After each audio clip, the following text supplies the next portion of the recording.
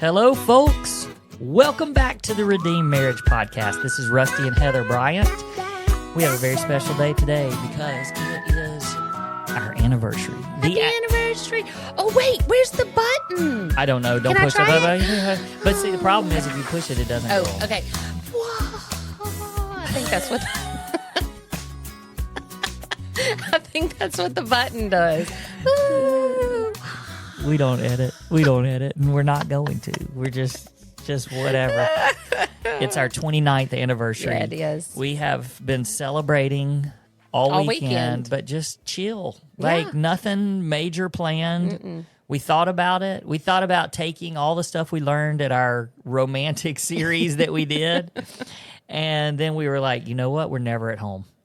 We're never at home, and that was romantic to us. So we were just like, let's just stay at home for the weekend. So listen to these meals. Friday night, we ate at Amerigo's, which probably, if they're not from around here, they don't know what that means. We didn't eat at Amerigo's. We ate Amerigo's food. That's right.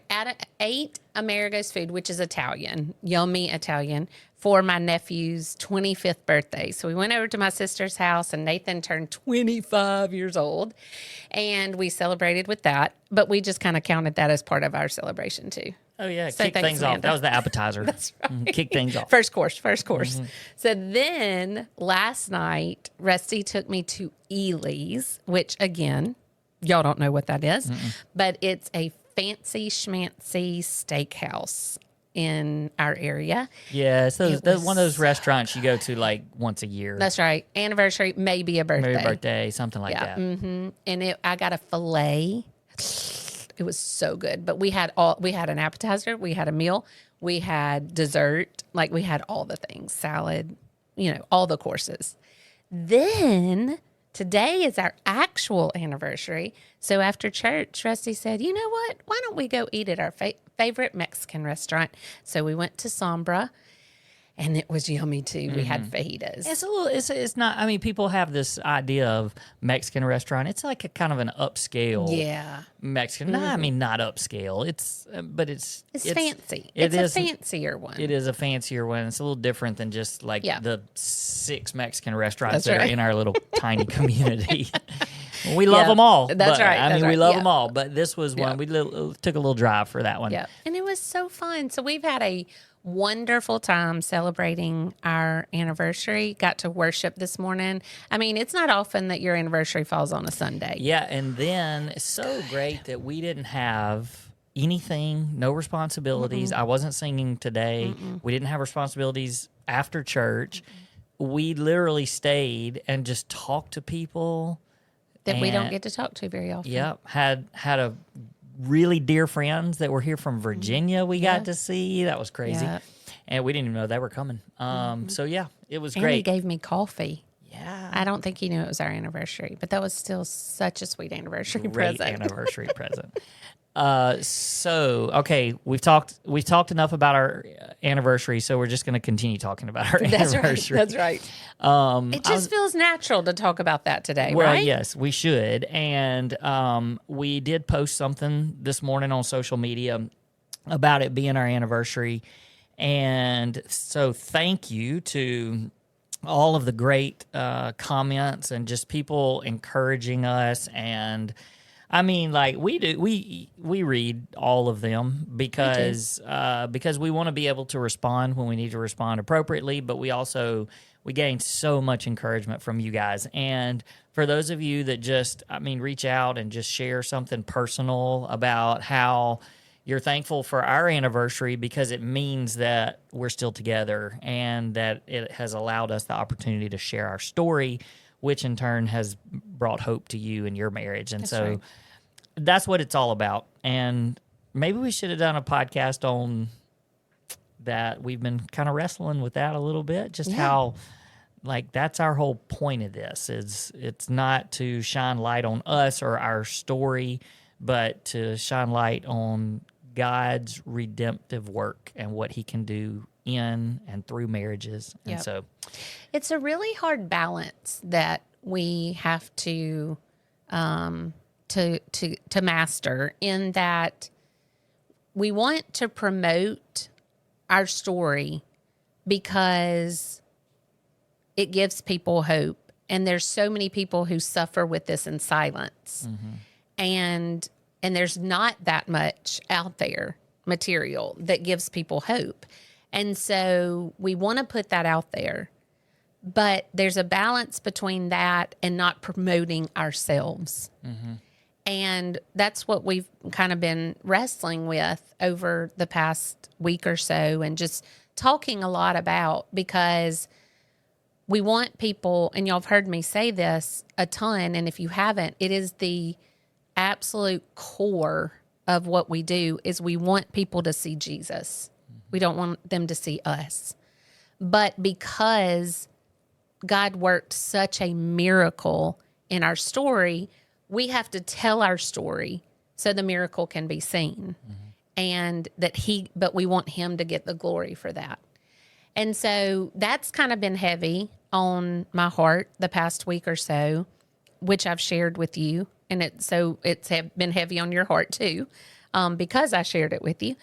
And then our anniversary hitting and all of those emotions that come along with that. So we've had a beautiful weekend.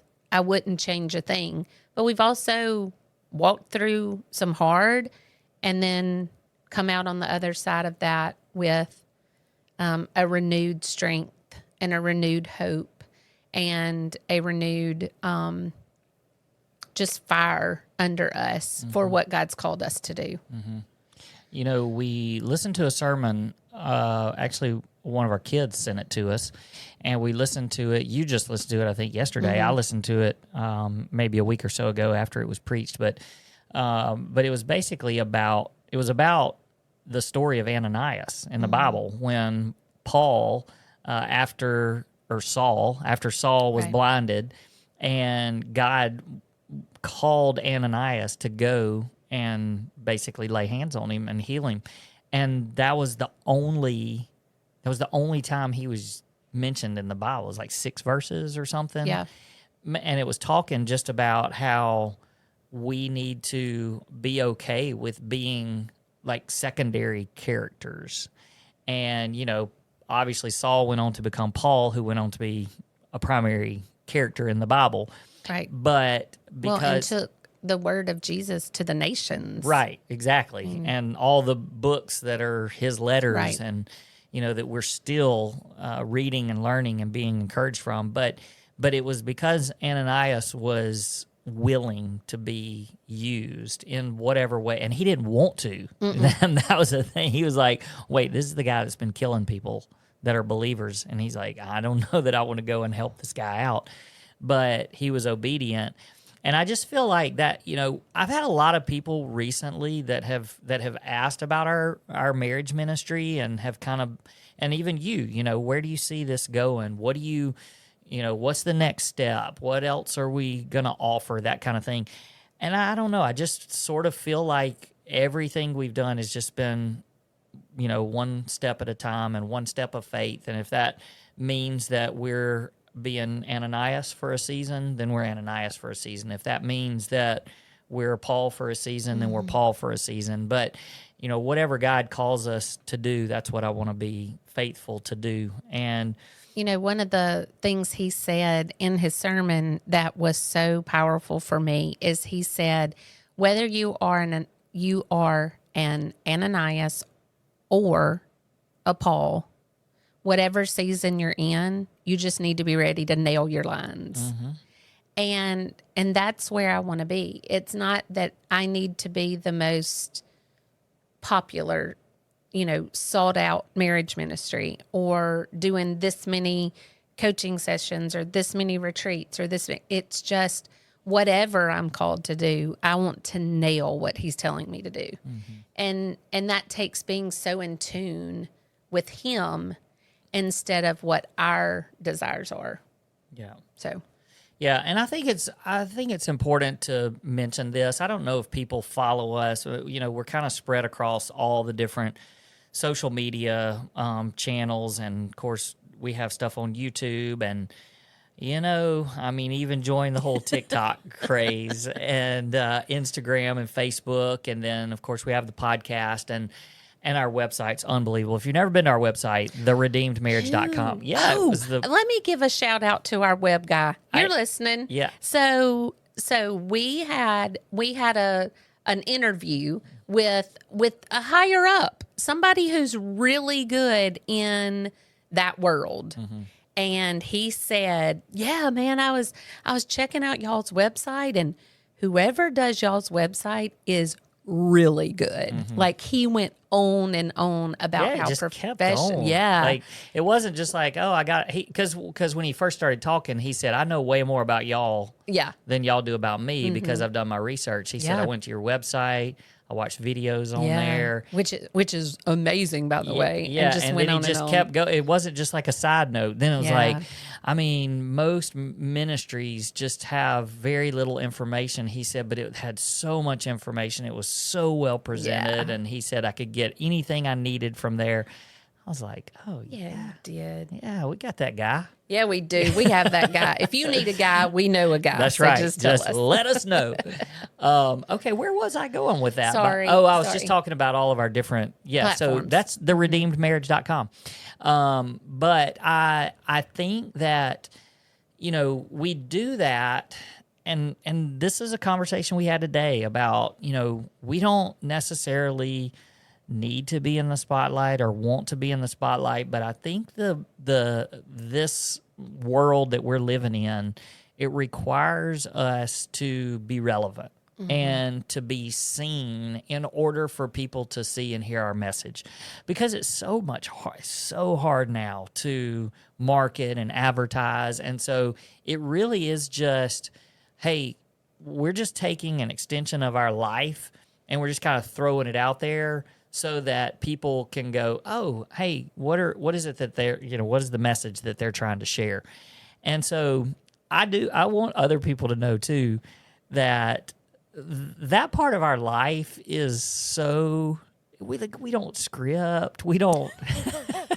I'm sure they can tell. Well, I know, but I just wonder, because people that don't live in the social media, YouTube world, I wonder, I even do. I wonder, like, how much effort are these people putting into this? And how many takes did that take? Yes, and what we're just trying to present to you guys is real life.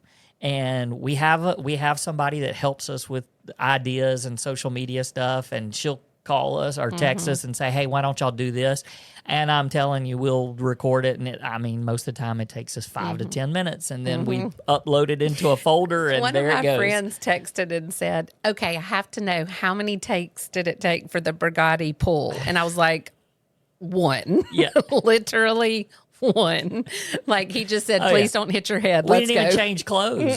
Just what we were wearing. So, but I think the reason why I'm saying that is because we don't get accused of this. We don't, because people probably look at our stuff and say, yeah, it's not very professional. But, the stuff that she takes and puts together for us is very professional. That's right. But I think that I want people to look and go, they're just showing us real life. And part of the reason why we've kind of jumped into doing some of these things that maybe are a little more fun and not as heavy, because we talk a lot about heavy stuff. Yep. Our story is very heavy. But at the same time, here we are celebrating 29 years, which is where we're moving into right now. But we're celebrating 29 years, and it's fun. And, I want people to look and say, you know what? After what they went through, they're still genuinely happy and still having fun. And when we get those comments on social media, when people, will comment and say, I love how you guys love each other so much. It's real. But at the same time, there's real life struggle behind us. And so, I hope that we portray both sides of that we're able to say, yeah, we lived through and walked through some of the worst pain that you can walk through in a marriage. And we came out on the other side. And yes, we're happier and better than we've ever been. But at the same time, we still have struggles, because I don't want people to look and go, oh, well, we're 14 years out of our marriage crisis and we still have all kinds of struggle. But we look at Rusty and Heather and they just look like the perfect, we're not. That's And right. we still have issues. And so I mean, I think that today when we started talking about just talking to our listeners, and really that's what we've done for 15 minutes now is just talk to our listeners. But I think that part of it is that you said, I just want to be real about what an anniversary Yeah. for us even means, and how it's not all just roses and butterflies, and that there's still struggle, but we know how to handle it in the right way right. now.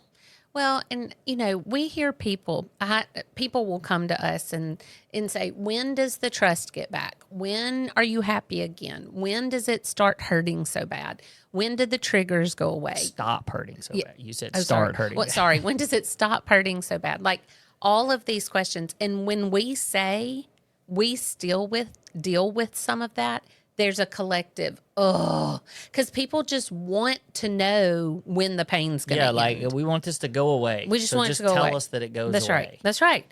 And when you try to be honest with them, when we try to be honest and say, sometimes it still hurts, that's not really what they want to hear, because that's hard.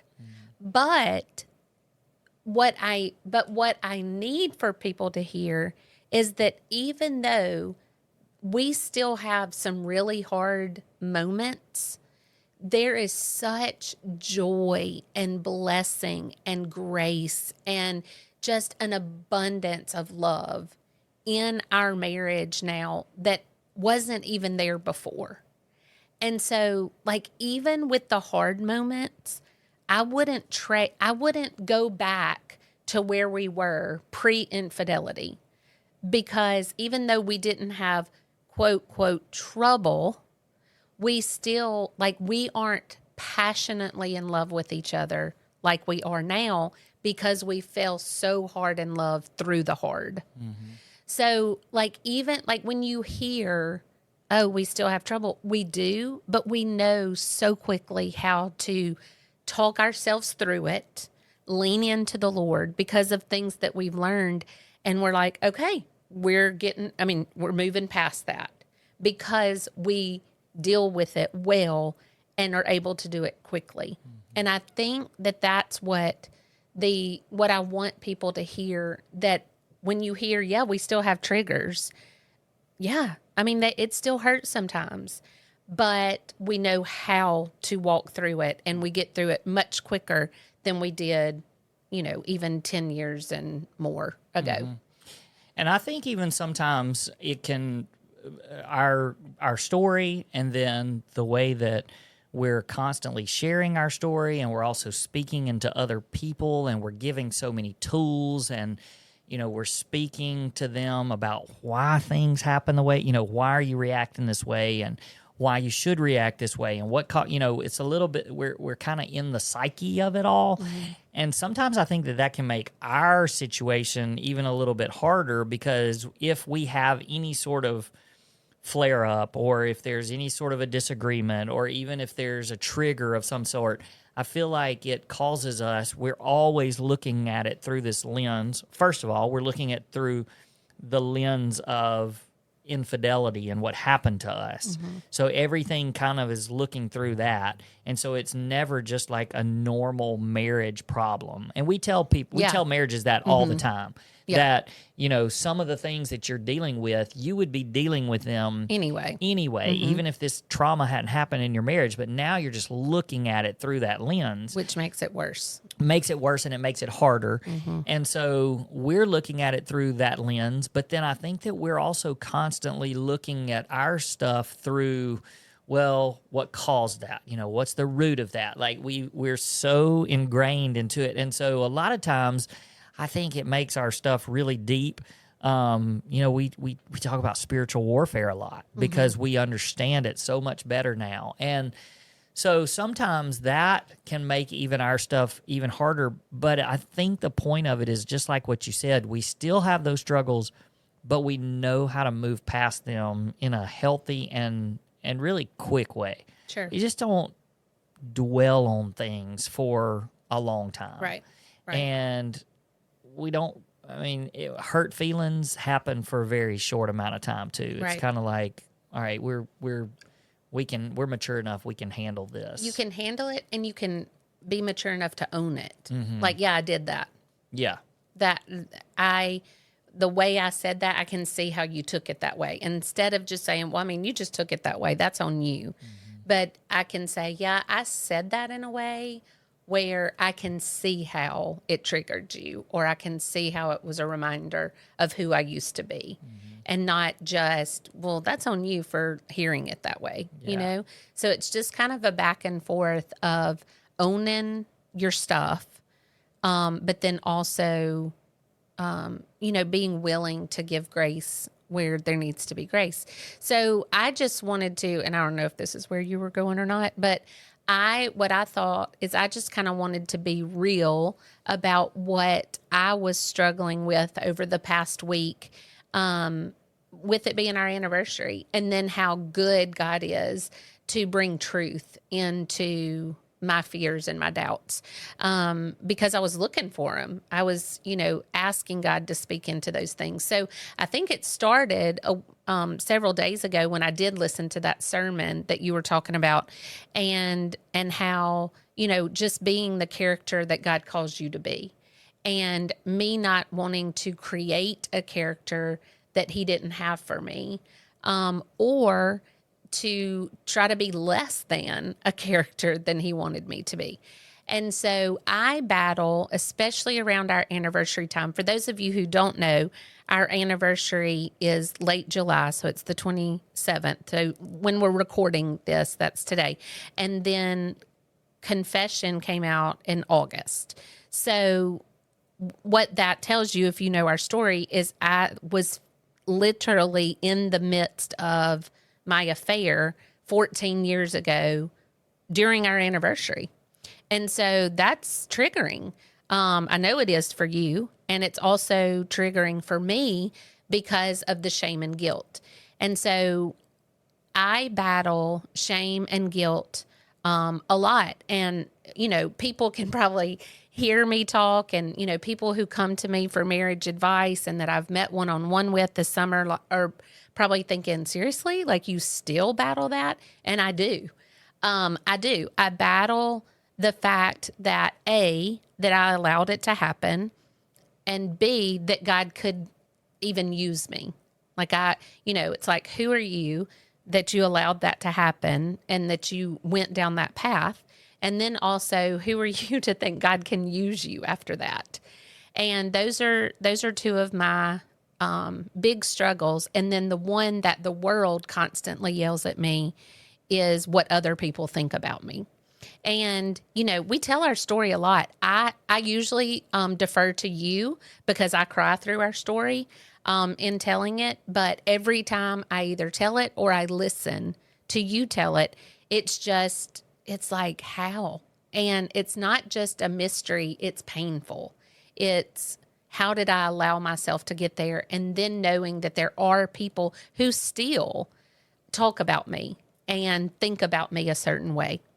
And so that's hard. And so I've been kind of battling my identity over the past week or 2 weeks. It's just kind of normal for me to battle that around this time. And so the sweetness of the Lord this morning, our pastor, Chip Henderson, is in a series called Stories You Should Know. So over the past several weeks, he's talked about different people in the Bible that you should know their stories. And if you're new to the church, there's no shame in not knowing it. It's just, hey, you need to know these people. Mm-hmm. These stories are great. And so today he talked about David. And he actually talked about Samuel. But sorry, David. He talked about David.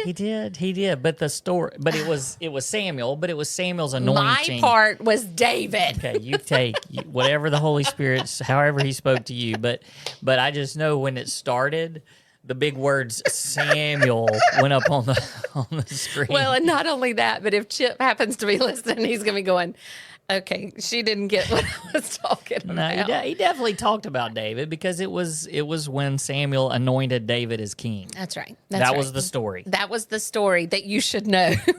And it was geared I mean, it was about Samuel anointing him, but it was David and who David was and Right. why Yeah. he was. And that's the identity that's right. that he was talking about. I was really just jumping in to mess with you Okay, because it's if fine. anybody from our church was listening and you said it was about David, they'd be like, "Wait a second, could have sworn it popped up and said Samuel." Okay, but I'm going to steal something that Chip talked about, and I'd never heard this before in my life. Did you hear? I mean, I know you heard it, but had you ever heard about the fleas? Oh no! Oh my gosh, that was so powerful to me. So he said that someone captured in a jar fleas and put a top on it, and the fleas would just jump up because, of course, they're trying to get out, but also that's what fleas do. They jump. And so they were popping, and they would just hit themselves on the head over and over again on the top of that jar, and they would pop up and then just fall back down. And after a while, they realized they were hitting their heads and that hurt. And so they just started jumping and stopping short of the top of the jar because they didn't want to hurt themselves. They still jumped because that's what fleas do, but they stopped short. Well, then what this researcher found was when he took the top off of the jar, the flea, even though they were free, the fleas only jumped a certain height because it's like, I'm not going to hurt myself, so I'm just going to stay right here. And what that was reminding to me is that I am more than what people say that I am. Like, I could say, this is what people say I am, so I'm only going to jump this high. Because jumping a little higher hurts because of what people say about me. And because 14 years later, it still happens. And so for me, it was just such a sweet reminder that people do not determine my worth. People and what they say about me or think about me does not determine my value. That my identity is in Christ. I am who he says that I am. And I not just through our hurt, but through the years of what we've been doing, I know there are still people who have trouble believing that I have fallen in love with Jesus like I have after my story. Like, how could she? How could they really be happy after what she did to him? And we've had people even on social media say there's no way they're that happy. Mm-hmm. And that could make me quit jumping because it hurts. But it was just a sweet reminder knowing that I am who God says that I am. I am who he created. I am a daughter of the King and I'm redeemed. And it doesn't matter what everybody else says about me. And he said, and I starred this, he said, whoever defines you gets to control you. Mm. And if I let the people who define me as anything less than a treasured, precious daughter of the King, then I'm allowing them to control my thoughts, my actions, where he tells me to lead, what character he wants me to play. And I don't want to give anybody else that power. And so my choice is then to let Jesus define who I am. Because if he defines me, then he's in control of me and my actions and what character I choose to play in his story. So that's what I've been battling over the last days and even weeks. And it's just, that God would have me there on this Sunday to hear those words as just a reminder of, through the story of Samuel and the story of David, of who he says that I am.